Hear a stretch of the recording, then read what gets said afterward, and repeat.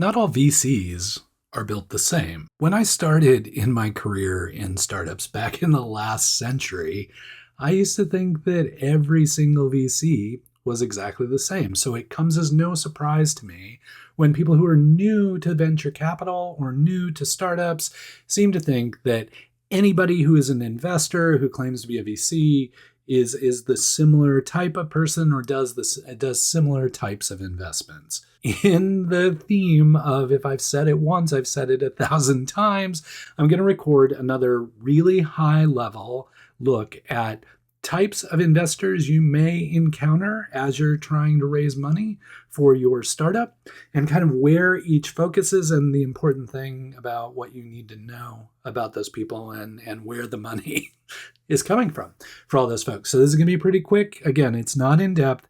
It's really just designed to give you high level understanding of different folks you'll encounter as you're growing your company and potentially raising money. First and foremost, let's start with friends and family. These are folks who are generally people you know. They are your friends. They are your family. They might not be terribly savvy investors. They might just be people who like you and want to see you succeed.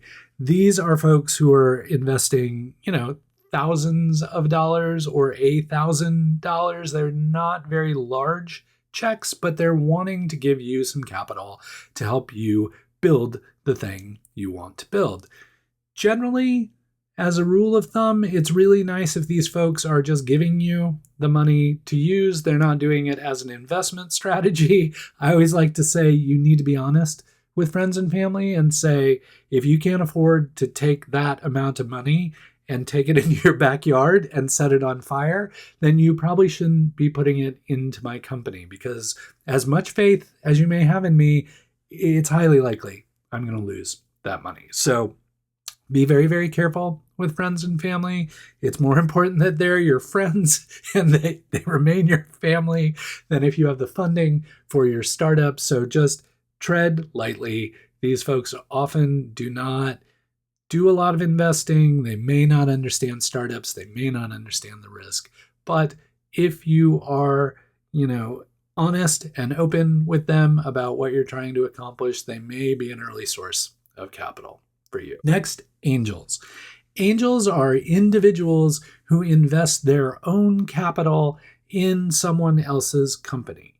Back in the day, angels used to be kind of a pay it forward, kind of like somebody helped me, so I'm going to help you. I like you, and I kind of like what you're doing, and I want to give you some capital to see if you can make it into a going concern with the business that you're changing. Again, it's important to note this is their personal money angels are investing. They tend to be former founders or more experienced, savvy investors. They know what they're doing with their capital. They're probably still not using it as like a long-term investment strategy. It's more like a really, really expensive lottery ticket. But they are angels, by and large, looking for an equity position or a future equity position. So they're likely investing on a safe or a convertible note, but there may be times where angels are investing by purchasing equity right away. In the modern day kind of investing environment, angels are generally waiting on a future valuation before their capital purchases equity.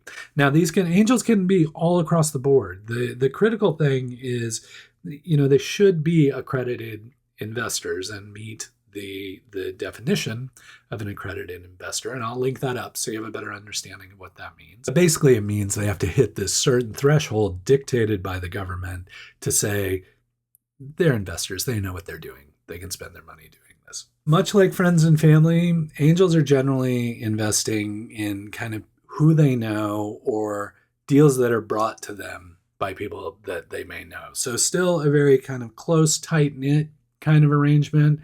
More business because angels tend to be savvy investors. So you may get introduced to an angel through someone else or through another group. But rest assured that these folks know what they're doing.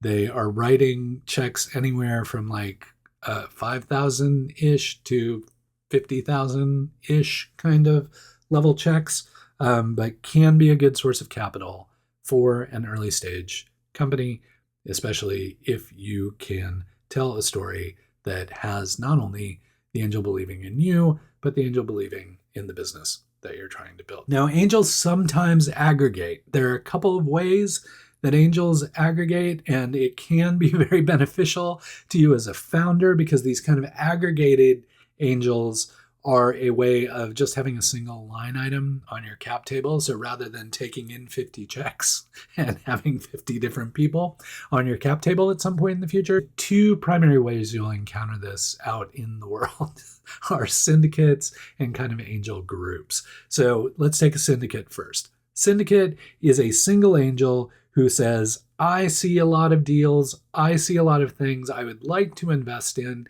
and I do invest my own personal capital, but it would be nice to have more capital at my disposal to make investments in those companies when they come along. So they get a bunch of other angels. They say, hey, if I find a good deal and I'm putting money into it, will you agree to put your money into it as well so we can write one big check to that company rather than that company having to chase down a bunch of different angels. That's in its most simple form. That's what it is. One angel gets a lot of deal flow. They like to share it with other angels, and the startup benefits because they get one check, one big check, instead of a bunch of little checks here and there. Angel groups have really grown into a powerful force in the startup community because they are giving more people the opportunity to participate as angels, even if they might not be as savvy as a traditional angel, because the group takes on some of the risk. It does the due diligence. It does some of the interviewing with the founders. It helps with the deal flow. And really in angel groups, angels are largely contributing capital that will be invested, and they get to participate however much or little they would like to. So you may encounter angel groups that often they'll run competitions or kind of pitch day kind of events to deal with the deal flow that they're getting, but they almost behave like a micro small fund, more institutional, which I'll get into here in a second. But groups of angels kind of posture as almost a small VC fund these days. Syndicates still tend to be a single angel investor kind of leading the conversation and getting other angels to participate alongside them. They'll often have agreements in place that say, hey, if I'm going to put money into this, you're going to agree to put money into this as well. Okay, so syndicate, angel group, sort of similar, sort of not. Next up is kind of micro funds, which tend to be either really high net worth individuals investing out of like a family office that they may have or capital that they may have, or fund managers who are raising a smaller venture capital fund, like 5 million, 10 million, somewhere around there. It's not their day job, I guess is the best way to put it. It's a like side project for them, or, they have a full-time job and they just enjoy investing. So they're running this micro fund as a way to distribute capital to companies. They're very much investing with the hope of purchasing future equity or buying equity outright. So those funds, we've seen more and more of those recently, where because the way that the business of venture capital works, you have to raise a fairly sizable fund to make that your full-time job and to hire the other people to help you and pay for legal and all those kind of things. And so we've seen more of these micro funds where it's more than an angel and is more structured like an institutional investor, but it is smaller checks and kind of moving through capital more quickly than a larger fund might. So that's another one to watch out for. Next, you get to institutional investors. So these are generally investors where being a VC is their day job. So they're not doing a lot of other things. They're focused on investing. And here's the reason they need to focus. Institutional capital has generally taken money from someone else. Could be, a high net worth individual family office, could be a trust, could be a fund of funds that funds activity at other VC funds. Whatever the case, an institutional VC has developed a thesis for making investments, and they've gone out to a bunch of different other organizations and said, if I'm investing this way, do you trust me with your capital to make those investments? So it's very structured.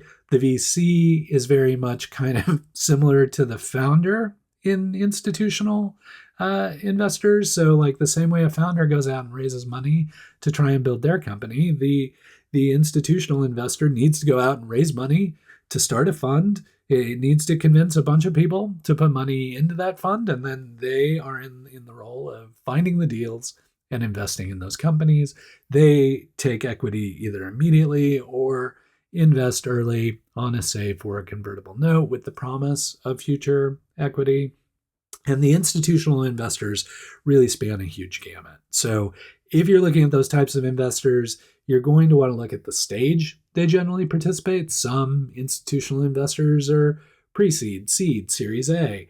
Others are Series A, B, C. Others are still later. They're like D or E or much further along. So not all institutional investors are the same. It's very nuanced in where they participate.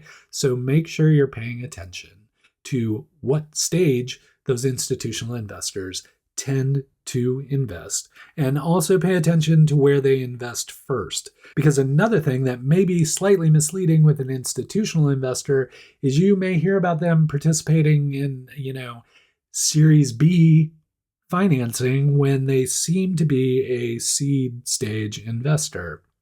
That's often because they may lead deals and participate a ton in seed stage investments, but they also hold aside capital so that they can continue to invest in companies over time. So they may lead a seed round, they may just participate in Series A and participate in Series B just to kind of retain their position in the company as it continues to grow. So when you're analyzing institutional investors, it's really important to understand not only where they play in the stage of company, but where they tend to lead rounds or be that one of the higher level participants, and where they're simply participating to retain their position in a company.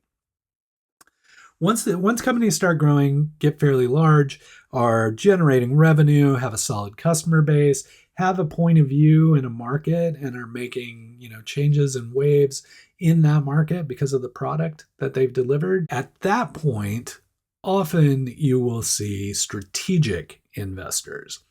Strategic investors tend to be corporations or funds funded by corporations that are investing in startups that are going to change the market in a positive way for that corporation. Let's say you happen to be the strategic investment arm of a company that makes processors and chips and memory and those kind of things.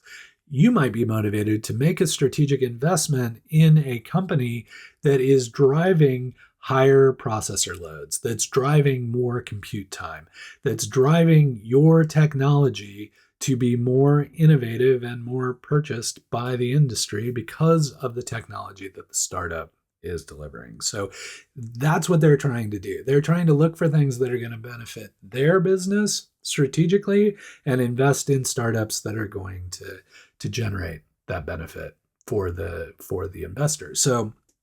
And the corporation. So they're really doing two things. They are investing like a traditional investor. They want 10x out of their investment, but they're also doing it to benefit the corporation that's funding their activity. They want the market to continue to grow for that corporate entity as well. So that's kind of the gamut of like what I like to think about as venture capital. There's also private equity, which if you squint just right and cock your head, that can appear to be VC as well. But generally, private equity tends to be a whole different ballgame. Those are like really big amounts of money, generally at the end of the startup life cycle. I tend to think of private equity very similar to a company going public. So it's really the opportunity for a massive influx of cash, buying a lot of equity from the company and its founders, generating a liquidity event for existing shareholders, and really like taking over the company. It's almost like an acquisition by somebody who provides capital. So Most of us will never have any experience with private equity. It's a wholly different thing, so I don't want to get into a ton of it. I just wanted to go through kind of some of the folks in venture capital so you had a better understanding of what was happening when and who it's most important to be talking to, depending on what stage your company's at. So again, you've got friends and family very early, angels, again, early but more savvy. You've got a syndicate, which is an angel kind of leading deal flow for other angels. You have angel groups, which is more aggregated activity and deal flow and due diligence and all those kind of things. Then you get into institutional investors. These are folks, their day job is being a VC. They're going and asking other people, their limited partners, their LPs, other funds for money so that they can invest that money on their behalf into startups. And then finally, you have the strategics, which tend to be general corporate entities that are investing in the market to drive the market forward. Hopefully this was helpful. I always like covering these random parts of the startup world that I happen to have learned a lot about in the past 30 years. So if there are other questions that you have, please comment below. If I don't know what I'm talking about, I'm happy to do the research to provide you with a better answer. But as always, hope you're hanging in there. And until we get the chance to chat again, please keep up the good work.